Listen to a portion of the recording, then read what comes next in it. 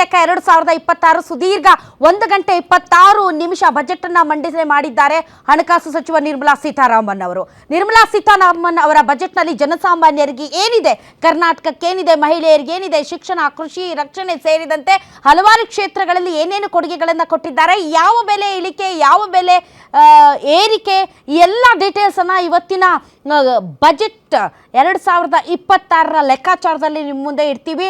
ಅದಕ್ಕೆ ಸಂಬಂಧಪಟ್ಟಂತೆ ಸಾಕಷ್ಟು ಜನ ಎಕ್ಸ್ಪರ್ಟ್ಸ್ ಇದ್ದಾರೆ, ಆಯಾ ವಲಯಗಳಲ್ಲಿ ಏನೇನು ಕೊಟ್ಟಿದ್ದಾರೆ ಅಂತ. ಈ ಮಧ್ಯೆ ಷೇರು ಮಾರ್ಕೆಟ್ ಅಲ್ಲಿ ಕೋಲಾಹಲ ಎದ್ದಿದೆ, ಕುಸಿತ ಕಂಡಿದೆ. ಯಾವ ರೀತಿ ರಿಯಾಕ್ಟ್ ಮಾಡ್ತಾ ಇದೆ ಶೇರ್ ಮಾರ್ಕೆಟ್ ಅನ್ನೋದನ್ನ ನೋಡಿದರೆ ಈ ಬಾರಿಯ ಬಜೆಟ್ ಯಾವ ರೀತಿ ಇದೆ ಮತ್ತು 140 ಕೋಟಿ ಭಾರತೀಯರು ಈ ಬಜೆಟ್ ಅನ್ನ ಕಾತರ ಕುತೂಹಲದಿಂದ ಕಾಯ್ತಾ ಇದ್ರು. ಹಾಗಾದ್ರೆ ಕೇಂದ್ರ ಬಜೆಟ್ ನಲ್ಲಿ ಮಧ್ಯಮ ವರ್ಗಕ್ಕೆ ಬಂಪರ್, ಬಡವರಿಗೆ ಬರೆ ಹಾಕಿಲ್ಲ ನಿರ್ಮಲಾ ಸೀತಾರಾಮನ್ ಅವರ ಬಜೆಟ್ ಅಂತ ಹೇಳಲಾಗ್ತಾ ಇದೆ. ಚಿನ್ನಾಭರಣ ಪ್ರಿಯರಿಗೂ ಗುಡ್ ನ್ಯೂಸ್ ಕೊಟ್ಟ ಕೇಂದ್ರ.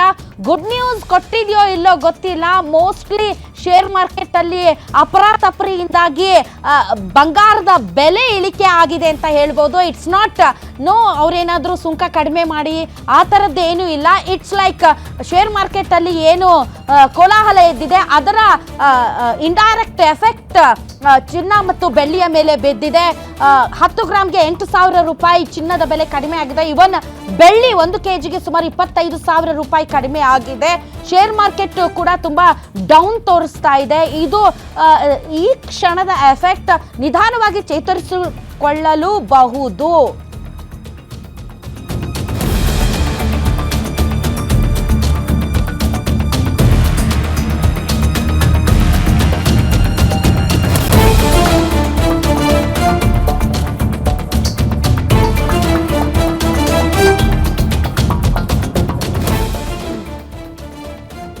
ಎಸ್, ಚಿನ್ನಾಭರಣ ಪ್ರಿಯರಿಗೆ ಅದಲ್ಲ, ಚಿನ್ನಾಭರಣ ಪ್ರಿಯರಿಗೆ ನಿರ್ಮಲಾ ಸೀತಾರಾಮನ್ ಅವರು ಡೈರೆಕ್ಟ್ ಆಗಿ ಏನು ಗುಡ್ ನ್ಯೂಸ್ ಅನ್ನ ಕೊಟ್ಟಿಲ್ಲ. But that is the effect of budget.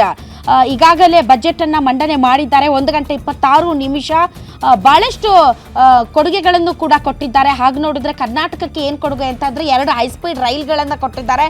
Bengaluru to Chennai, Bengaluru to Hyderabad ಬಿಟ್ಟರೆ ಅಂತಹ ಗೊತ್ತಿಲ್ಲ. ಯಾಕೆ ಅಂತಂದರೆ ಇನ್ನೂ ಡೀಟೇಲ್ಸ್ ಲಭ್ಯವಾಗಬೇಕಾಗಿದೆ. ಭಾರತದ ಡೇಟಾ ಸೆಂಟರ್ಗಳನ್ನು ಬಳಸಿಕೊಂಡು ಕ್ಲೌಡ್ ಸೇವೆಗಳನ್ನು ನೀಡುವ ವಿದೇಶಿ ಕಂಪನಿಗಳಿಗೆ ತೆರಿಗೆ ರಜೆಯನ್ನು ಕೊಟ್ಟಿದ್ದಾರೆ. ಗ್ರಾಮೀಣ ಮಹಿಳೆಯರು ನಡೆಸುವ ಉದ್ಯಮಗಳಿಗೆ ಶೀಮಾರ್ಟ್ ಅನ್ನುವಂತಹ ದಿನಸಿ ಅಂಗಡಿಗಳನ್ನು ತೆರೆಯೋದಕ್ಕೆ ಸಹಾಯಧನವನ್ನು ಕೊಡೋದಕ್ಕೆ ನಿರ್ಮಲಾ ಸೀತಾರಾಮನ್ ಅವರು ಪ್ಲಾನ್ ಮಾಡಿದ್ದಾರೆ. ಓಕೆ, ಮಹಿಳೆಯರು ನಡೆಸುವ ಉದ್ಯಮಗಳಿಗೆ ಶೀಮಾರ್ಟ್ ಆರಂಭ. ಆದಾಯ ತಪ್ಪು ವರದಿ ಮಾಡುವ ಬಗ್ಗೆ ದೊಡ್ಡ ಘೋಷಣೆಯನ್ನು ಮಾಡಿದ್ದಾರೆ. 17 ಜೀವರಕ್ಷಕ ಔಷಧಿಗಳಿಗೆ ಕಸ್ಟಮ್ಸ್ ಸುಂಕ ಇಲ್ಲ ಅಂತ ಹೇಳಿದ್ದಾರೆ. 20 ಹೊಸ ರಾಷ್ಟ್ರೀಯ ಜಲಮಾರ್ಗ ಆರಂಭಿಸಲು ಯೋಜನೆ. ಇನ್ನು 16ನೇ ಹಣಕಾಸು ಯೋಜನೆ ಆಯೋಗದ ಶಿಫಾರಸುಗಳಿಗೆ ಕೇಂದ್ರ ಸರ್ಕಾರ ಒಪ್ಪಿಗೆ ಕೊಟ್ಟಿದ್ದು, 41% ತೆರಿಗೆ ವಿಕೇಂದ್ರೀಕರಣ ಸೂತ್ರವನ್ನು ಅಳವಡಿಸಿಕೊಂಡಿದೆ. ಮತ್ತು ಹೊಸ ತೆರಿಗೆ ಪದ್ಧತಿ, ಬಹಳ ಜನ ವೇಟ್ ಮಾಡ್ತಾ ಇದ್ರು.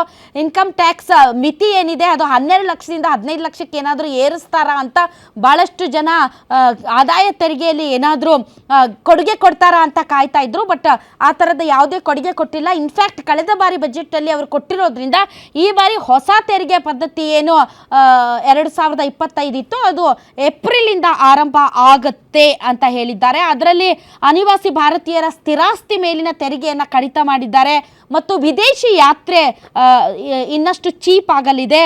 ಅಪಘಾತ ವಿಮೆ ಏನಿದೆ ಆ ಒಂದು ಇನ್ಶೂರೆನ್ಸ್ಗೆ ಟ್ಯಾಕ್ಸ್ TCMS ಕಡಿತ TDS ಇರೋದಿಲ್ಲ. ಮತ್ತು ಮಾರ್ಚ್ 31ರವರೆಗೆ ಏನು ತೆರಿಗೆ ಸಲ್ಲಿಸಲು ಅನುವಿತ್ತು ಅದನ್ನು ಜುಲೈ 21ರವರೆಗೆ ಎಕ್ಸ್ಟೆಂಡ್ ಮಾಡಿದ್ದಾರೆ. ಸೊ ಏಪ್ರಿಲ್ 1ರಿಂದ ಹೊಸ ತೆರಿಗೆ ನೀತಿ ಜಾರಿಗೆ ಬರುತ್ತೆ. ಇನ್ನು ನರೇಗಾ ಹೆಸರು ಬದಲಿಸಿ ಏನು ಜಿ ಅಂತ ಹೆಸರನ್ನು ಚೇಂಜ್ ಮಾಡಿದ್ರು. ಅದಕ್ಕೆ ಭಾಳಷ್ಟು ವಿರೋಧ ವ್ಯಕ್ತವಾಗಿತ್ತು. ನೀವು ಗಾಂಧಿ ಅವರನ್ನು ಕಡೆಗಣನೆ ಮಾಡ್ತಾ ಇದ್ದೀರಿ ಅನ್ನುವಂಥ ಒಂದು ಆರೋಪ ಇತ್ತು. ಅದಕ್ಕೆ ಕೇಂದ್ರ ಸರ್ಕಾರ ಖಾದಿ ಉದ್ಯಮಕ್ಕೆ ಒತ್ತು ಕೊಡೋದಕ್ಕೋಸ್ಕರ ಖಾದಿ ಉದ್ಯಮಕ್ಕೆ ಮಹಾತ್ಮ ಗಾಂಧಿ ಹೆಸರು ಗ್ರಾಮ್ ಸ್ವರಾಜ್ ಅಂತ ಹೆಸರನ್ನ ಘೋಷಣೆ ಮಾಡಿದೆ. ಇನ್ನು ಕ್ರೀಡೆಗಳಿಗೆ ಉತ್ತೇಜನ ಕೊಡೋದಕ್ಕೆ ಖೇಲೋ ಇಂಡಿಯಾ ಮಿಷನ್ ಅನ್ನ ಘೋಷಣೆ ಮಾಡಿದ್ದಾರೆ. ಅಂದರೆ ಮುಂದಿನ 10 ವರ್ಷಗಳಲ್ಲಿ ಕ್ರೀಡಾ ವಲಯಕ್ಕೆ ಅತಿ ಹೆಚ್ಚು ಈ ಕ್ರೀಡಾ ಮಿಷನ್ ಖೇಲೋ ಇಂಡಿಯಾ ಮೂಲಕ ಒತ್ತನ್ನು ಕೊಡೋದಕ್ಕೆ ಪ್ರಸ್ತಾಪ ಮಾಡಿದ್ದಾರೆ. ಮತ್ತು ಏಮ್ಸ್ ಮಾದರಿಯಲ್ಲಿ 3 ಆಯುರ್ವೇದ ಸಂಸ್ಥೆ ವೈದ್ಯಕೀಯ ಟೂರಿಸಂ ಅಭಿವೃದ್ಧಿಗೆ ಒತ್ತನ್ನು ಕೊಡ್ತಾ ಇದ್ದಾರೆ. ಬಟ್ ಎಲ್ಲೆಲ್ಲಿ ಸ್ಥಾಪನೆ ಮಾಡ್ತಾರೆ ಅನ್ನೋದ್ರ ಬಗ್ಗೆ ಡೀಟೇಲ್ಸ್ ಇಲ್ಲ. ಅದೇನೋ ಹೇಳ್ತಾರಲ್ಲ, ಡೆವಿಲ್ ಲೈಸ್ ಇನ್ ಅನೆಕ್ಷರ್ ಅಂತ, ಅಂದರೆ ಡೀಟೇಲ್ಸಲ್ಲಿ ಆ ಡೆವಿಲ್ ಇರುತ್ತೆ ಅಥವಾ ಭೂತ ಅಡಗಿ ಇರುತ್ತೆ ಅಂತ. ಸೊ ಆ ನಿಟ್ಟಿನಲ್ಲಿ ಇನ್ನೂ ಅದ್ರ ಬಗ್ಗೆ ಇನ್ನಷ್ಟು ಎಲ್ಲೆಲ್ಲಿ ಈ ಒಂದು ಏಮ್ಸ್ ಮಾದರಿಯಲ್ಲಿ ಆಯುರ್ವೇದ ಸಂಸ್ಥೆಗಳನ್ನು ಓಪನ್ ಮಾಡ್ತಾರೆ ಅನ್ನೋದ್ರ ಬಗ್ಗೆ ಕ್ಲಾರಿಟಿ ಬೇಕಾಗಿದೆ. ಇನ್ನು 6 ಕ್ಷೇತ್ರಗಳಲ್ಲಿ ಹಣಕಾಸು ಸಚಿವರು ಅತಿ ಹೆಚ್ಚು ಬಜೆಟಲ್ಲಿ ಪ್ರಸ್ತಾಪನೆಯನ್ನು ಮಾಡಿದ್ದಾರೆ. ಇನ್ನುಳಿದಂತೆ MSME ಸೆಕ್ಟರ್ನನ್ನು ಬೆಂಬಲಿಸೋದಕ್ಕೆ ಒಂದು ನಿಧಿಯನ್ನು ಕೂಡ ಇಟ್ಟಿದ್ದಾರೆ. ಈ ರೀತಿ ಹಲವಾರು ವಿಚಾರಗಳಿವೆ.